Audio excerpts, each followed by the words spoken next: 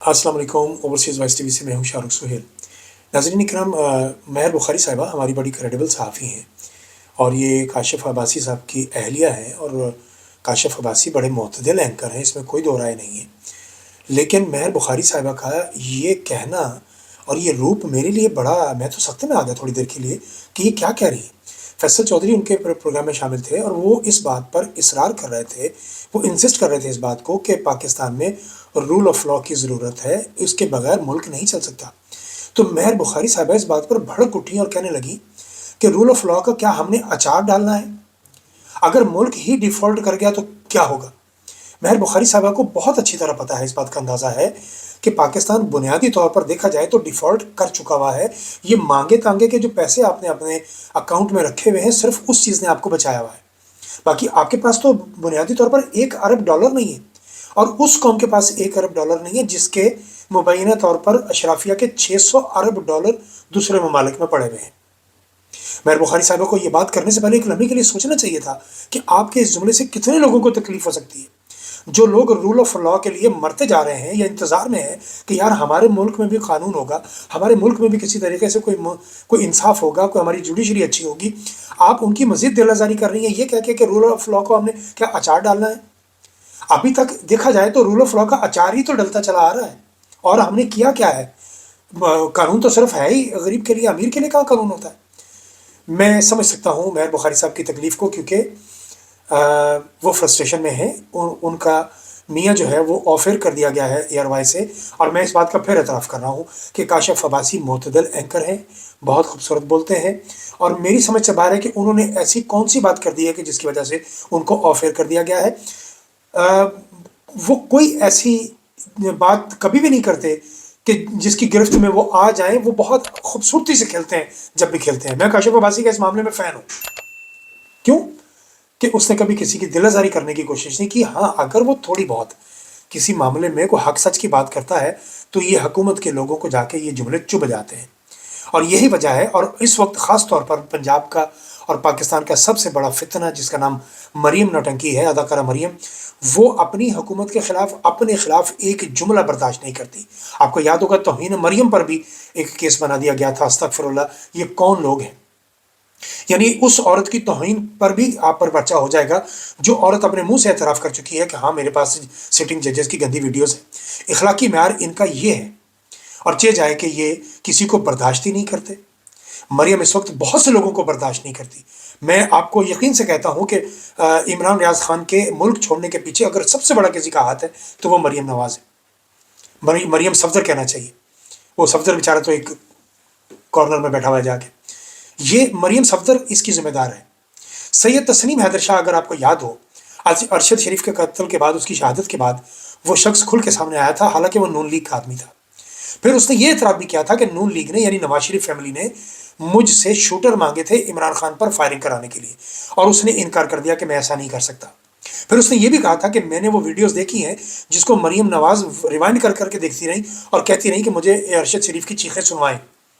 यानी, और फिर आपको याद होगा कि वो क्रिश्चियंस के बहाने, के काटने के बहाने उसी शाम पर इन्होंने जश्न भी मनाया था जिस दिन अरशद शरीफ को शहीद कर दिया गया था। अरशद शरीफ की शहादत के पीछे भी जब भी ताने बाने बुने गए, जब भी कभी इस बात की सही इन्वेस्टिगेशन हो गई, तो मैं आपको बताऊं इन्हीं के नाम निकलेंगे। आप देखिएगा, चूंकि अभी ताकत के बल पे ये बैठे हुए हैं, बैठे रहें। इमरान रियाज इनकी वजह से चले गए, बहुत से दोस्त इनकी वजह से छोड़ के चले गए। साबिर शाकिर हैं, डॉक्टर मोहित पीरज़ादा हैं, डॉक्टर शहबाज गिल हैं, वजहाद सईद खान हैं। अब इमरान रियाज भी उस सब में शामिल हो गए। देखा जाए तो आफ्ताब इकबाल भी इसी चक्कर में चले गए। तो अब जो जो शख्स इनको चुभता जाएगा वो ऑफर होता जाएगा और स्टेज ये भी आ जाएगी कि मुमकिन है उसको भी मुल्क छोड़ना पड़े। खैर, काशिफ़ अब्बासी मुमकिन है जल्द वापस स्क्रीन पर आ जाए, क्योंकि काशिफ़ अब्बासी के लिए सब दोस्त हम जानते हैं कि वो मोतदिल हैं, वो कोई ऐसी बात नहीं करते, वो एक्सट्रीम लाइन कभी भी नहीं लेते। लिहाजा महर बुखारी साहब को इतनी फ्रस्ट्रेशन दिखाने की ज़रूरत नहीं है। महर बुखारी साहब को पता है कि आपका मुल्क डिफ़ॉल्ट हो चुका हुआ है, ये मांगे तांगे के पैसों से आप बचे हुए हैं, बस। अच्छा जी, अगली खबर की तरफ आते हैं। ख्वाजा साद रफ़ीक ने अपनी ही सफ़ों पर शिकवों की बरसात कर दी है। वो कह रहे हैं कि सिविल एविएशन के हवाले से उन्होंने गिला किया है। उनकी ट्वीट है कि जिसमें वो कहते हैं कि वजारत एविएशन को ख़त्म करके इसे वजारत दफ़ा में ज़म करवाना नामुनासिब फ़ैसला है, अफसोस हुआ। یعنی وہ اپنی حکومت پر ہی افسوس کر رہے ہیں کہ آپ نے ایویشن کو وزارت دفاع کے انڈر کیوں دیا، یعنی خواجہ آصف کے انڈر کر دیا اس کو بھی۔ انہوں نے کہا کہ میرے ساتھ اس چیز کا، یعنی انہوں نے کہا کہ مسلم لیگ نون کے انتخابی منشور میں ریلویز ایویشن کو ملا کر وزارت ٹرانسپورٹ بنانے کا وعدہ کیا گیا تھا، اور رائٹ سائزنگ کرنا تھی تو ریلویز ایویشن اور پورٹ اینڈ شپنگ کو ملا کر وزارت ٹرانسپورٹ بنائی جا سکتی تھی۔ یہ آپ کو اب اندازہ ہو جانا چاہیے کہ ناصور لیگ کے اندر کے لوگوں کو بھی پتہ ہے کہ ناصور لیگ کون سا پلید کھیل کھیل رہی ہے اس ملک کے ساتھ، کون کون سے اداروں کو کس کس کے انڈر کیا جا رہا ہے تاکہ لوٹ مار میں اضافہ کیا جا سکے۔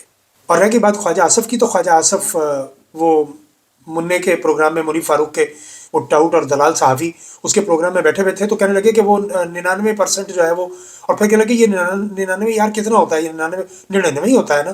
منیر نے کہا کہ ہاں 99 ہی ہوتا ہے، تو کہتا ہے ہاں میں یہ 99 اور 90 کے درمیان مجھے فرق پتہ نہیں چلتا۔ یہ ہے وزارت دفاع پہ بیٹھا ہوا آدمی جس کو 99 اور 90 کے درمیان فرق نہیں پتہ چلتا، اور یہ سابقہ بینکر بھی رہا ہے، یہ بینک میں جاب بھی کرتا رہا ہے، یہ کیا گنتی کرتا ہوگا وہاں پر، اسی لیے انہوں نے بینک سے نکال دیا اس کو، اور یہ سیاست میں آ گیا اور اب ملک کا بیڑا غرق کر رہا ہے یہ۔ شیر افضل مروت کو پارٹی سے نکالے جانے کے بعد کافی واویلا ہے، اور بہت سے دوست اس سے ایگری کر رہے ہیں اور بہت سے دوست اس سے ڈس ایگری کر رہے ہیں۔ شاندانہ گلزار صاحبہ نے کہا ہے کہ پی ٹی آئی جو ہے یہ عمران خان کی جماعت ہے، یہ عمران خان کا حق ہے کہ وہ جس کو مرضی پارٹی سے نکالے اور جس کو مرضی رکھے، اور انہوں نے یہ بھی کہا کہ اس پارٹی کے لیے اگر سب سے زیادہ کسی نے قربانی دی ہے تو وہ خود عمران خان ہے، لہٰذا ان کا مطلب یہ تھا کہ یہ عمران خان کا فیصلہ ہے، وہ چاہے ہمیں بھی نکال دے یا رکھ دے، لیکن فیصلہ عمران خان کا ہی چلے گا۔ خیر سے ہماری حکومت جو ہے وہ مسلسل رنگ بازیاں کر رہی ہے، اور وہ کبھی آپ کو پھلجھڑیاں دکھاتی ہے، کبھی آپ کو کچھ کرتی ہے، کبھی وہ طیب اردگان کو بلاتی ہے۔ طیب اردگان آ گئے پاکستان میں، آج ان کو بہت بڑا پروٹوکول دیا گیا، فلائی پاس بھی ہوا، سلامی دی گئی، سب کچھ ٹھیک ہے، لیکن طیب اردگان سے شہباز شریف لگے ہاتھوں یہ بھی پوچھ لیتے کہ طیب اردگان صاحب اسرائیل کے ساتھ آپ کی ٹوٹل ٹریڈ کتنی ہے؟ دنیا کے جتنے اسلامی ممالک ہیں اس میں سب سے زیادہ اسرائیل کے ساتھ اگر کسی کی ٹریڈ ہے تو وہ ترکی ہے۔ ترکی اپنے ملک کی مفادات کو دیکھتا ہے، اور میں تو اس بارے میں بار بار اظہار کر چکا ہوں کہ یہ ہماری حکومت جو ہے یہ اسرائیل کے سامنے لیٹ چکی ہے۔ یہ کہنے کو تو اسرائیل کہتے ہیں کہ جی عمران خان یہودی ایجنٹ ہے، میں نے پہلے بھی کہا، لیکن اسرائیل کے ساتھ اور اسرائیل کے ساتھ دوستیاں رکھنے والوں کے ساتھ ظاہر ان کی بنے گی، اس لیے کہ یہ بھی اب اسرائیل کی حمایت میں خاموشی اختیار کر چکے ہوئے ہیں۔ یہی وجہ ہے کہ پاکستان میں فلسطین کا جھنڈا لہرانے کی اجازت نہیں ہے۔ غزہ کی پٹی کے حوالے سے ٹرمپ نے جو بیان دیا ہے، آپ نے دیکھ لیا کہ ابھی تک کسی پاکستانی حکمران کے منہ سے ایک لفظ نہیں نکلا کہ بھائی تم کون ہوتے ہو غزہ پر قبضہ کرنے والے۔ یعنی یہ ٹرمپ نے یہاں تک کہا کہ ہم اس کو خریدیں گے نہیں، ہم اس پر ہم اس کو اون کریں گے، یعنی اس پر قبضہ کریں گے اور ہم اس کو ڈیولپ کریں گے۔ کوئی ہے ایسا ملک جس نے ابھی تک، اسلامی ملک جس نے بات کی ہو ماں سوائے سعودیہ کے، یا مصر نے کوئی چند الفاظ کہے اس کے لیے؟ لیکن مسلم امہ کی پہلی ایٹمی طاقت کہ کسی ایک فرض کے بندے کے منہ سے ایک جملہ نہیں نکلا کہ وہ غزہ کی پٹی کے حوالے سے اور ٹرمپ کے اس بیان کی مخالفت کر سکے۔ کیوں؟ ان تیلوں میں اتنا تیل ہی نہیں ہے۔ یہ جانتے ہیں کہ ٹرمپ تو پہلے ہی ہمارے خلاف ہے، اگر ہم نے ٹرمپ کو مزید چھیڑ دیا تو یہ تو چند دن کی بات ہوگی اور پھر ہمیں کوئی نہیں بچا سکے گا۔ لہٰذا طیب اردگان کو جتنا آپ چاہیں آپ ٹھیک ہے پروٹوکول دے لیں، لیکن طیب اردگان کے ساتھ آپ جتنے بھی ایم او یو سائن کریں گے ہمیں بتائیے گا جب اس پر عمل ہوگا اور جب آپ کے ملک میں سرمایہ کاری آئے گی۔ ابھی تک تو کوئی ایک شخص آپ کے ملک میں سرمایہ لانے کے لیے آمادہ نہیں ہے۔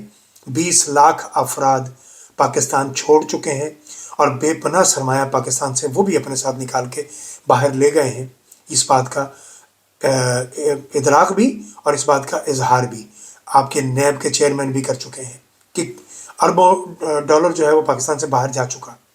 اگر آپ نئی نسل کو، آپ تاجروں کو کھل کے کام نہیں کرنے دیں گے، ان کو سنب کریں گے، ان کو دبائیں گے، انٹرنیٹ کی سہولت آپ بند کر دیں گے، تو یہ تو دور ہی انٹرنیٹ کا ہے، اس کے بغیر تو اب کوئی ملک چل ہی نہیں سکتا، نہ کما سکتا ہے، تو آپ کیسے ترقی کر سکتے ہیں؟ شہباز شریف صاحب ہر جگہ اپنی بھتیجی کو لے کے چلے جاتے ہیں، کیونکہ چچا بھتیجی دونوں گندی ویڈیوز کا کاروبار کرتے ہیں اور جانتے ہیں ایک دوسرے، کیونکہ برابر بیٹھ کے کہا تھا نا کہ ہمارے پاس گندی ویڈیوز ہیں، تو اب پھر وہ بھتیجی کو لے کے طیب اردگان سے ملاقاتیں کرا رہے ہیں، اور وہ ذرا انگریزی سن لیجئے بی بی کی کیسی انگریزی وہ بول رہی ہیں۔ یہ مقابلہ کرتے ہیں عمران خان کے ساتھ جو بغیر کسی پرچی کے کسی بھی دنیا کے اینکر کے سامنے بیٹھ جاتا ہے اور وہ یاد ہوگا آپ کو کہ ٹرمپ کے سامنے بھی وہ ٹانگ پہ ٹانگ رکھ کے بیٹھا تھا کہ جیسے اس نے ٹرمپ کے پیسے دینے نہیں، ٹرمپ سے پیسے لینے ہیں۔ یہ والا کانفیڈنس، یہ والی تعلیم، یہ والا اسپوکن، یہ کہاں سے ملے گا؟ پاکستان عمران خان کے بغیر پنپنا سوال ہی پیدا نہیں ہوتا۔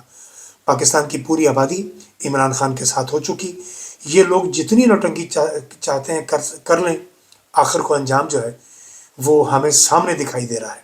لیکن دیا بجھنے سے پہلے ایک دفعہ بھڑکتا ضرور ہے، تو بھڑک لینے دیجئے جتنا بھڑکتے ہیں۔ یہ میدان اور یہ گھوڑا دیکھتے ہیں کہاں تک بات جاتی ہے۔ آپ سے گزارش ہے کہ چینل کو سبسکرائب کر لیجئے، اپنے دوستوں کے ساتھ شیئر کر لیجئے، اور گھنٹی کا بٹن ضرور دبا دیجئے تاکہ میری ہر ویڈیو آپ تک پہنچ سکے۔ ابھی تک کے لیے اتنا ہی، باقی باتیں اگلے ولاگ میں۔ بہت شکریہ۔